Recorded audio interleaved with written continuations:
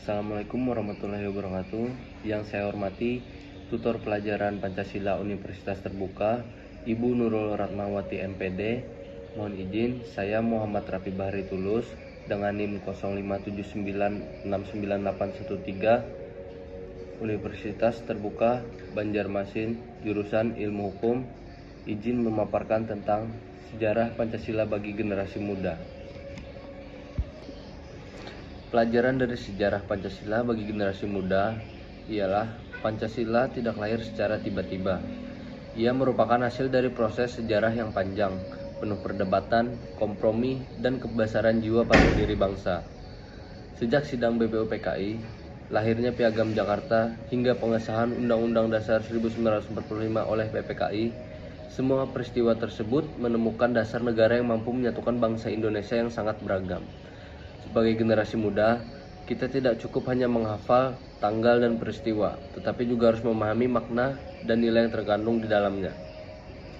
Pada proses lahirnya Pancasila, proses perumusan Pancasila dimulai pada masa pendudukan Jepang, ketika BPUPKI atau Badan Penyelidik Usaha-Usaha Persiapan Kemerdekaan Indonesia, badan ini bertugas untuk mempersiapkan dasar negara bagi Indonesia merdeka.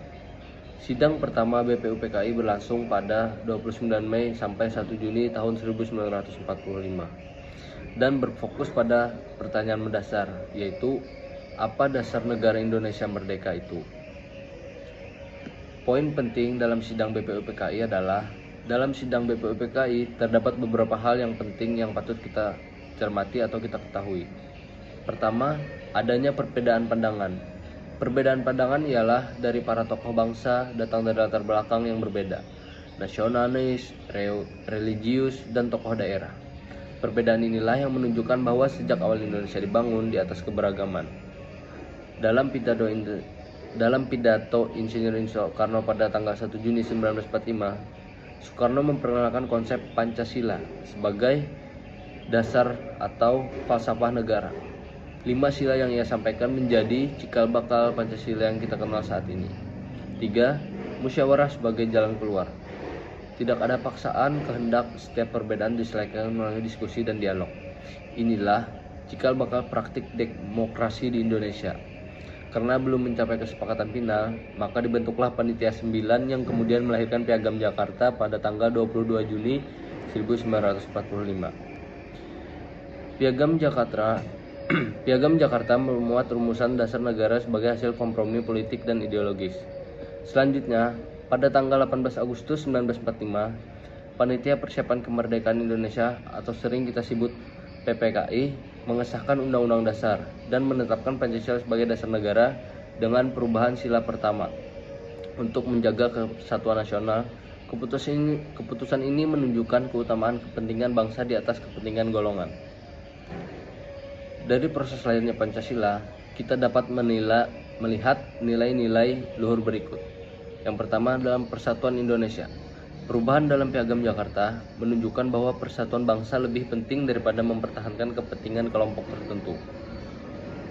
Kerakyatan dan musyawarah. Seluruh proses perumusan dilakukan melalui dialog dan perundingan, bukan melalui kekerasan. Kemanusiaan dan toleransi. Para pendiri bangsa saling menghargai perbedaan agama, suku, dan pandangan politik. Ketuhanan yang inklusif, artinya ketuhanan dalam Pancasila tidak memaksa, tetapi menghargai kebebasan beragama. Pelajaran yang kita ambil untuk generasi muda, ada beberapa pelajaran itu yang kita ambil. Yang pertama, menghargai perbedaan. Jika para pendiri bangsa mampu bersatu di tengah perbedaan besar, maka kita sebagai generasi muda seharusnya tidak mudah terpecah oleh perbedaan pendapat, suku, dan atau pilihan politik. Yang kedua, musyawarah dalam menyelesaikan masalah. Di era sekarang atau di era media sosial yang penuh konflik, nilai musyawarah dan dialog menjadi semakin relevan untuk mencegah polarisasi. Yang ketiga, menempatkan kepentingan bersama di atas kepentingan pribadi. Pancasila mengajarkan bahwa kepentingan bangsa harus menjadi prioritas utama. Yang keempat, aktualisasi nilai Pancasila dalam kehidupan sehari-hari. Mulai dari bersikap toleran, bersikap adil, aktif, berdiskusi hingga berpartisipasi dalam kehidupan demokrasi. Sejarah lahirnya Pancasila ini bukan sekedar cerita masa lalu, tetapi warisan nilai yang hidup di tangan generasi muda. Pancasila bukan hanya simbol, melainkan pedoman untuk menghadapi tantangan zaman modern. Dengan memahami sejarahnya, kita belajar bahwa Indonesia berdiri bukan karena keseragaman, melainkan karena persatuan dalam keberagaman. Dan itulah pelajaran paling berharga dari sejarah Pancasila bagi generasi muda yang dapat kita ambil pada paparan ini. Sekian dari saya, semoga paparan ini bisa dimengerti dan bermanfaat bagi teman-teman dan orang yang mendengarnya. Sekian, terima kasih. Wassalamualaikum warahmatullahi wabarakatuh.